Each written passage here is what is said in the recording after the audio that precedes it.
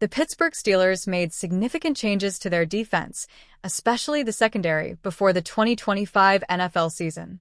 Now, about halfway through the campaign, more changes could be coming already.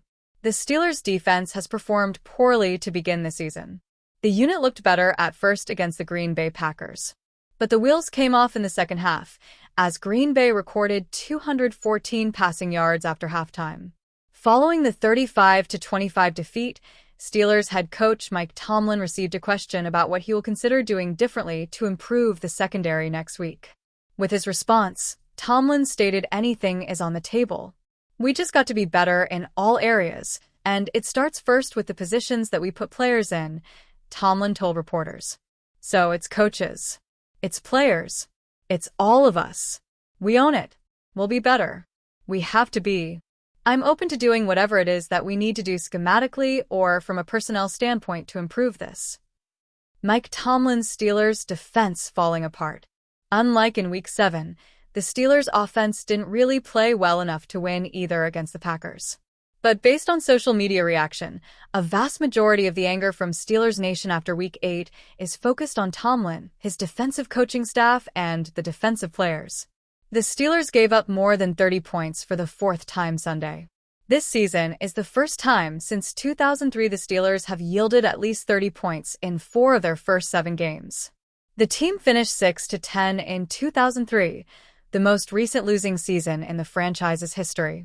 There appears to be a lot of issues with Tomlin's defense. But the Steelers' plan to fix their secondary with veterans Darius Slay and Jalen Ramsey has largely backfired. The Pittsburgh secondary looks old and slow. On Sunday night, Packers tight end Tucker Kraft ran for more yards after the catch than any tight end in the NFL since 2018. What that means for the Steelers' defense going forward, though, remains to be seen. Benching former All-Pros Slay and Ramsey would be a surprising move. They also were responsible for covering Kraft, who finished with a game-high 7 catches, 143 receiving yards, and 2 touchdowns Sunday. Steelers' badly underperforming defense. No team has dedicated more salary cap space toward its defense this season than the Steelers. With that in mind, Tomlin's defense is arguably the most disappointing unit in the entire league. After Sunday, the Steelers are ranked 22nd in points allowed per game and 26th in total defense. Against the pass, the Steelers are dead last, allowing 273.3 yards through the air per contest. Following the Week 7 loss, Tomlin and his defensive players blamed the run defense for its poor showing at stopping the pass. The Steelers are ranked 18th in rushing yards allowed per game after facing the Packers. The run defense could be better, and the lack of pass rush has significantly contributed to Pittsburgh's poor results against the pass. But the Steelers' secondary should receive a lot of blame after Week 8. The question going forward, though, is what options Tomlin and his staff will consider to fix it. The Pittsburgh Steelers offense was forced to go silent count on Sunday when the traveling Green Bay Packers fans brought a commanding presence to Acrisure Stadium and took over the noise element. Quarterback Aaron Rodgers said after the game it had been a long time since he was forced to do that, but the Packers fans were that loud the Steelers had to switch into their silent count moving forward. I've heard that chant for 18 years. Packers fans travel really well. First time in a while I've used silent count for a home game. It's a credit to those Packers fans, Rodgers said. Usually, it is Steelers fans taking over a stadium, but Packers fans have a reputation of traveling extremely well around the country, too. So, it is no surprise that they came to Pittsburgh in droves to cheer on the Packers to the tune of a successful 35-25 win. The Go Pack Go chants rang loud, especially down the stretch of the game once the Steelers were trailing by more than 2 touchdowns. It forced the offense to adjust their plans and run more hurry-up, too. Either way, the Steelers are certainly used to having opponents go silent count when they travel on the road, but they do not often have to do it within the confines of Acrisure Stadium. The Green Bay Packers, for the first time since Bart Starr was their starting quarterback in 1970, won a game on the road against the Pittsburgh Steelers. Playing on Sunday Night Football, Jordan Love led the Packers to a 35-25 victory over his legendary predecessor, Aaron Rodgers and the Steelers. Both quarterbacks played well in what was one of the most anticipated games of the entire 2025 NFL season. Rodgers, a future Pro Football Hall of Famer, completed 24 of 36 passes for 219 yards and 2 touchdowns. Love, who sat behind Rodgers for 2 seasons, after spending his rookie year on the practice squad, completed 29 of 37 passes for 360 yards and 3 touchdowns. After the game, Love was showered with praise by his teammates for how well he has risen to the challenge of upholding the high standard of quarterback play in Green Bay. He also received a nice message from Rodgers' own predecessor, Brett Favre. Brett Favre congratulates Jordan Love and the Green Bay Packers for their win over Aaron Rodgers and the Pittsburgh Steelers.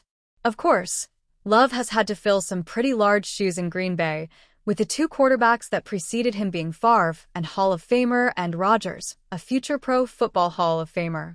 His stellar performance against Rodgers, his mentor, which included an impressive 20 consecutive completed passes, garnered some praise from Favre, too, on social media. Over the course of the last couple of years, Rodgers has passed Favre in several all-time passing categories. With the Packers' win on Sunday night, though, Favre likely will retain one record over his predecessor. Had the Steelers come out victorious, Rodgers would have joined Favre as one of just a handful of quarterbacks to defeat every NFL team during his career. Green Bay, of course, remains the only team Rodgers has not beat. Favre defeated the Packers twice during the 2009 season while he was the starting quarterback of the Minnesota Vikings. Rodgers led Green Bay to 2 victories over the Favre-led Vikings in 2010, however. The Pittsburgh Steelers lost safety DeShon Elliott to injury during the Week 8 loss to the Green Bay Packers, and it appears to be the worst-case scenario. Elliott suffered a knee injury in the 3rd quarter, and it was immediately apparent he may have sustained something significant. Elliott was clutching at his knee after it was rolled up on by Packers tight end Tucker Kraft, and he could not put any weight on it and had to be helped off the field before he was carted to the locker room. The NBC broadcast also revealed that Elliott was screaming in pain and had tears in his eyes, which only added to the pessimism for his injury. After the game, head coach Mike Tomlin did not provide specific details on Elliott's knee injury, but he did note that it's significant, which suggests it's going to be a long time before we see the safety on the field again. Mike Tomlin says they've got a couple significant injuries coming out of this game, including DeShon Elliott's knee injury, ESPN's Brooke Pryor reported. Tomlin revealed that defensive lineman Daniel Ekuele's knee injury is the other significant issue, and guard Isaac Seumalo has a pectoral strain. Elliott initially signed with the Steelers as a free agent in 2024. It wasn't thought to be a major signing at the time, but Elliott has proven to be a very valuable member of Pittsburgh's defense and has become one of the best moves general manager Omar Khan has made in his tenure. With Elliott on the shelf, the Steelers will have to rely on Chuck Clark and/or Jabril Peppers to pick up the slack next to Juan Thornhill.